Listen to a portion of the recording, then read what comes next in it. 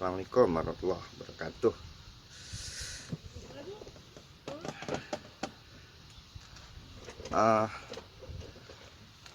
Seperti yang malam udah saya bilang, kita akan coba bahas satu atau dua artikel di buku ini. Bab pertama itu tentang sains, tapi kita akan ngelihat dulu bab tentang agama. Sini beberapa nih tentang agama. Nah, di bab agama itu ada satu artikel bagus sekali. Ini mungkin artikel yang pendeknya di buku ini, yaitu yang judulnya itu Kelas. Penulis buku ini, Mas Nirwan Arshuka, itu ngambil analogi dari kitab suci bahwa hidup ini adalah ujian. Hidup ini, kalau kata Al-Quran, liyabluwakum ayyukum ahsanu amala, untuk menguji kalian. Kalau hidup ini ujian, berarti dunia ini adalah ruang kelas, adalah kelas gitu.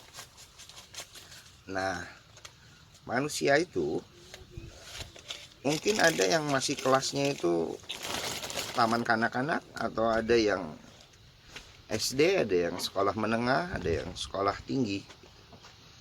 Tapi di artikel ini cuman dua itu di pemisalannya, sekolah kanak-kanak sama sekolah sarjana. Nah, kita tahu kalau di sekolah taman kanak-kanak, manusia itu, siswa itu bergerak menurut otoritas, menurut guru, bagaimana otoritas guru gitu.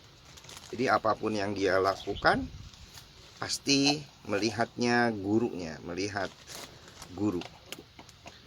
Nah, kalau di manusia, kalau di hidup ini, orang yang masih di taman kanak itu, orang yang mengandalkan kebenarannya itu benar-benar pada otoritas, tanda kutip syariah lah katakan.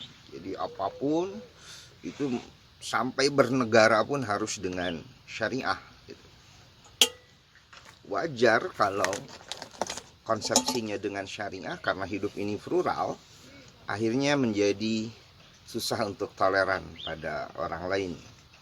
Karena konsep syariah, karena konsep kebenarannya itu subjektif dia sendiri.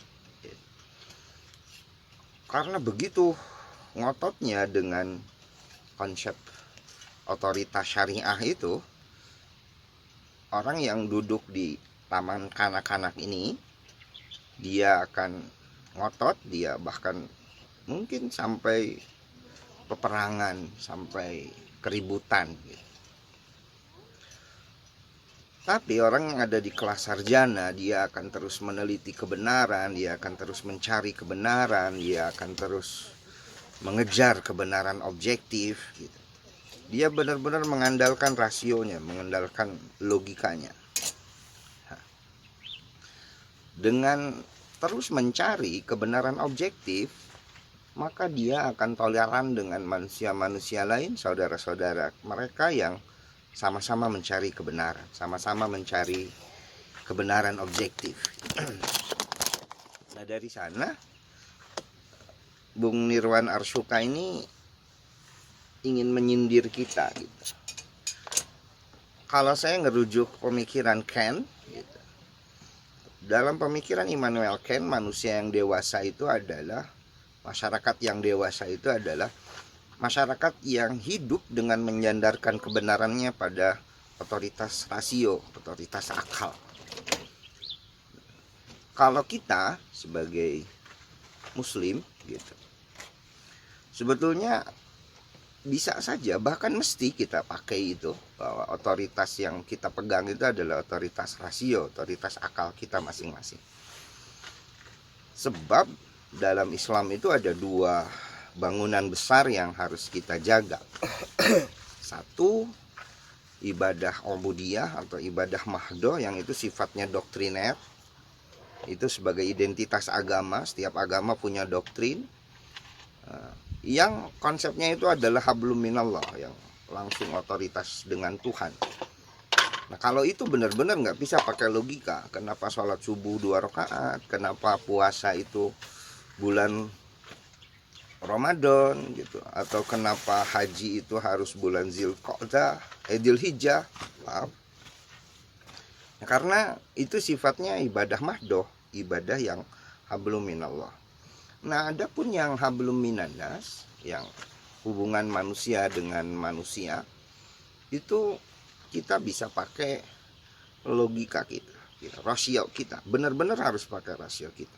Karena kalau hablum minannas memakai otoritas kitab suci, memakai otoritas agama, itu nggak akan selesai, nggak akan nyambung, karena tiap orang punya kebenarannya masing-masing. Nah, itu dalam pemikiran Ken. Jadi dalam pemikiran Ken, manusia dewasa atau masyarakat dewasa, masyarakat yang menyandarkan sandaran kebenaran hidupnya itu pada logika, pada rasio. Lalu saya ingin merujuk buku lain, itu pun buku yang sangat bagus juga. Itu mungkin terbit, saya masih balita waktu itu. Ini terbitnya tahun 81, karangan Profesor C. Van Voorsen, Strategi Kebudayaan. Nah, di buku itu dijelasin bahwa manusia itu pertama tahap mitologi. Jadi landasan kebenarannya itu pada mitos-mitos. Dulu itu karena logikanya masih terbatas, karena logikanya masih belum dewasa, manusia menyandarkan kebenarannya pada mitos. Lahirlah mitos. Ngelihat fenomena alam itu susah dia ngejelasin. Ada halilintar, ada geledek gitu. Manusia itu bilang, oh itu cambuknya malaikat. Mereka bilang begitu itu karena susah merasiokan realitas, melogikakan fenomena itu. Nah, kalau kita kan sekarang gampang. Kenapa ada geledek, kenapa ada halilintar? Karena ada muatan elektron sama muatan proton dibawa oleh angin bertemu di sana. Mirip dengan kita bawa kabel, ini kabel positif, ini negatif, kita adukan, kita pertemukan, itu ada percik api dan ada suara. Nah, kalau elektronnya itu besar segede gunung galunggung ini, atau protonnya itu besar loh dibawa oleh angin, percik apinya besar dan suaranya menggelegar. Itu manusia dulu kan belum bisa begitu, makanya dia landasannya mitologi. Dibikinlah mitos. Dan dengan mitos itu bisa jadi orang dulu itu lebih arif karena lebih rendah hati dalam melihat fenomena alam. Itu kelas mitos.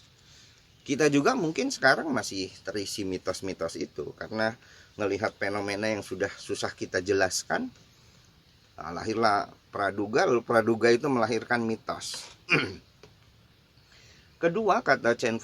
Van Voorsen, kelas kedua adalah kelas ontologi. Nah, itu yang tadi. Landasan kebenarannya itu disandarkan kepada yang maha ada, yang agama, syariah, gitu, kalau dalam Islam.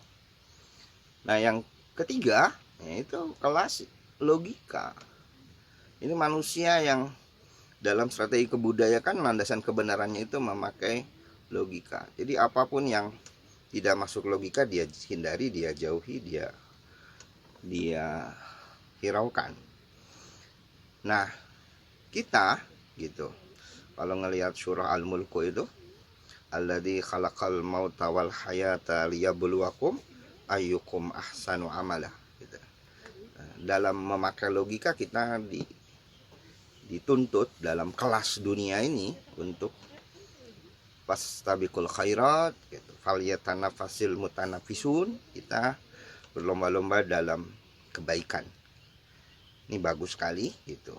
Tinggal kita tanya nih, kalau kita masih merasa benar sendiri gitu, lalu susah toleran pada orang lain, kita susah untuk menerima kebenaran-kebenaran yang ada di orang lain, berarti kita masih di tahap ontologi. belum ke tahap rasio, belum ke tahap logika. Itu artikel pertama. Nanti kita akan bahas lagi tentang seni, tentang syair, tentang sastra. Tentang sastranya di sini bagus. Ada 2 artikel yang menurut saya ini keren, gitu, tentang Pramudia Anantatur dan tentang Gunawan Muhammad. Itu dulu, nanti kita teruskan. Terima kasih. Barakallahu li wa lakum, nafa'ani wa iyyakum ajmain. Allahul muwaffiq li aqwamit thariq. Assalamualaikum warahmatullahi wabarakatuh.